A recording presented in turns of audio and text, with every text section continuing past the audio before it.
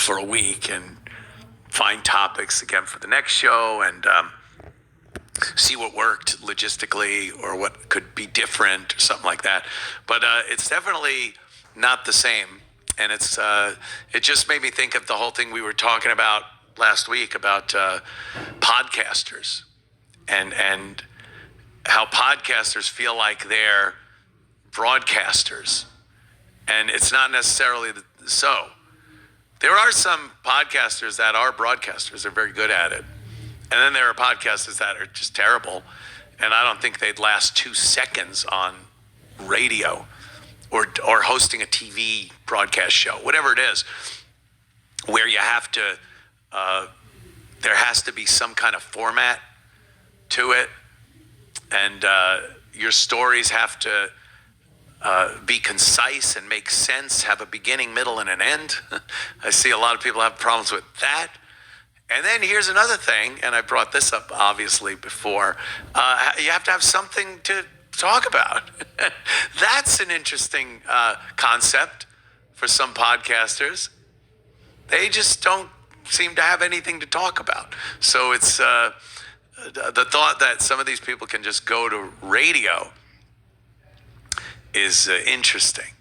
Because I've noticed a few podcasters have been chatting, a little chatter in the podcast ranks since I got a radio gig, that maybe that's in the cards for them.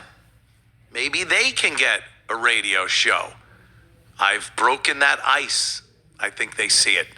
I've shoved my foot in the door and all of them can follow me into the radio world.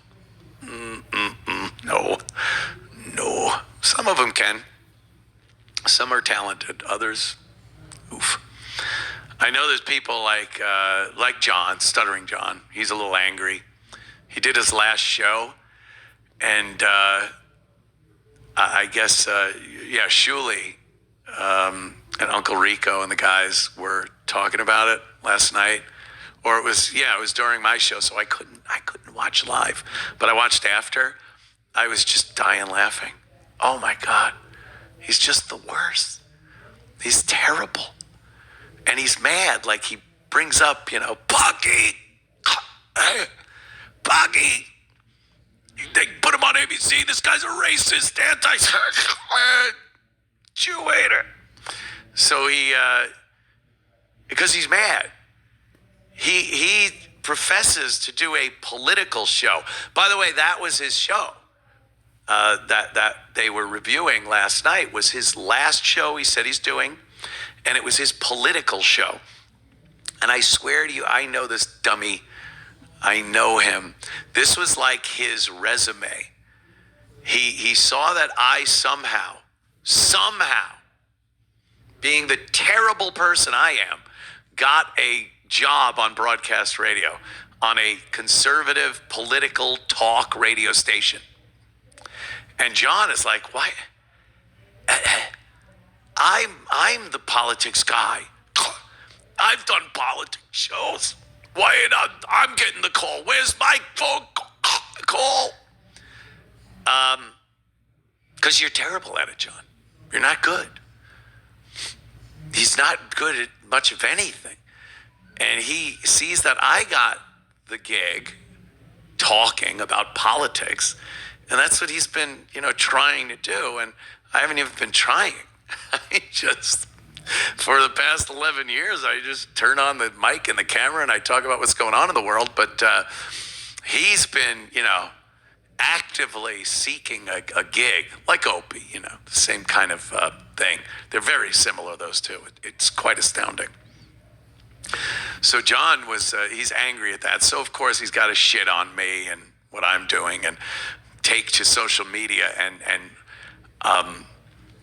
try to get me thrown off by putting the names and links and contacts to my bosses and my company and everything, telling what an awful person I am. Yeah, John did this.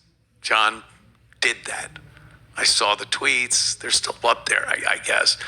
Thank God my bosses don't give a flying fuck, especially for the likes of Stuttering John Melendez's opinion on my show.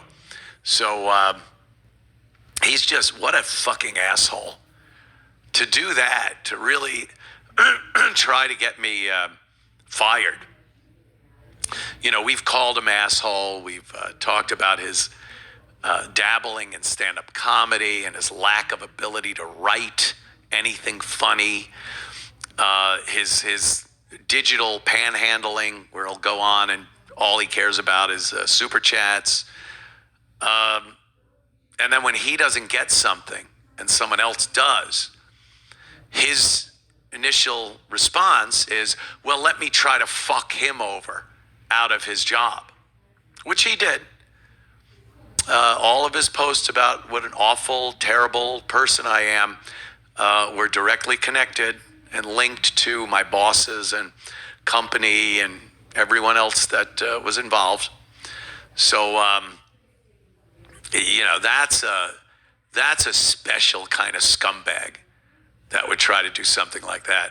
Do we goof on John? Of course we do. Of course.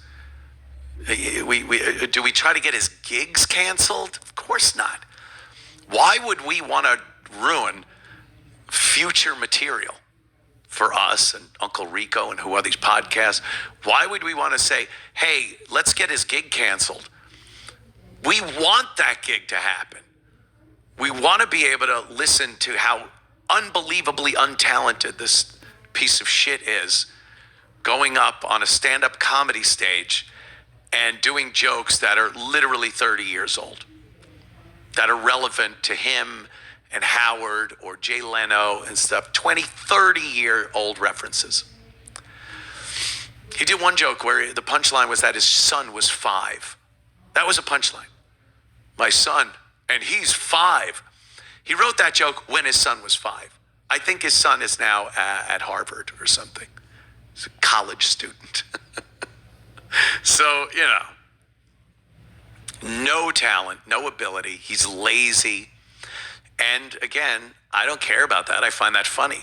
But when you try to get someone fired from their job and you're just literally trying to rat someone out on social media and linking people, bosses, and what, it just, there's no bigger internet scumbag. I put him neck and neck with child predators. If you're on the internet trying to get a 13-year-old girl, you're just as bad as Stuttering John and trying to get people fired. Yeah, he's just a scumbag asshole, and fuck Stuttering John. Fuck him up the ass. He's clown shoes. Anyway, yeah, I'll talk about that. I will be on Shuli's show tonight, but it's Aunt Karen. It's the Aunt Karen show, which is the show based around Kevin Brennan. Because Kevin's another one that he's lost his fucking mind. He is definitely in a death spiral, a mental breakdown completely. I watched a documentary that came out, I guess 3 years ago on Brennan last night. I was just going around, I'm like, okay, this seems a little interesting. So I put it on, and it's definitely shitting on him. Like, the narrator's funny. He just shits on him. It's not like a documentary. He sounds like a documentarian where he would narrate the documentary and be, and here's the phase that he went through but he goes, and here's where this jackass or this guy alienates everyone that ever has tried to do anything for him or he's worked with. So it's kind of funny in that respect. But you don't realize early on in his early stand-up days and when he did have some heat, which he did for a time, he seemed almost sane. You know, he was funny on stage. He did stand up. And I think you could call him, he was a handsome man. Like, for a comic especially. Comics aren't known for their dashing good looks. Full head of hair, you know, he was kind of thin without that puffy alcoholism face.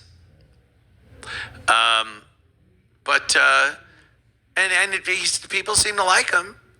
And then just, I guess the animosity that his brother because the documentary says his brother kind of latched on to him, to Kevin. And when Kevin would go around New York City, his brother would tag along with him, and he would meet these people like Dave Chappelle. And then in time, I guess his brother has a greater capacity to socialize than Kevin does. And he was able to network himself and got through some of the doors that were being shut in Kevin's face because Kevin was such a fucking asshole to people. And then that animosity and jealousy and envy just built up and took its toll physically and mentally on the guy. And you're left with, well, what we have now, a screaming mental patient begging for money and shitting on anyone and everyone he even comes across on a casual basis. It's an interesting take, but yeah. So Shuli's doing Aunt Karen, which is great. Uncle Rico, Aunt Karen, I get it. So I'll be on that show tonight. I will not forget. I will not go out to dinner. It's at 7:00 tonight, so I have an hour to just grab something to eat, and then I'm back on with Shuli and company for the Aunt Karen show. Yeah. Oh boy, this fucking throat.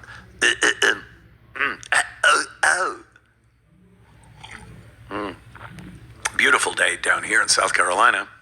It's not raining like New York. Let's see. Franny gets face surgery.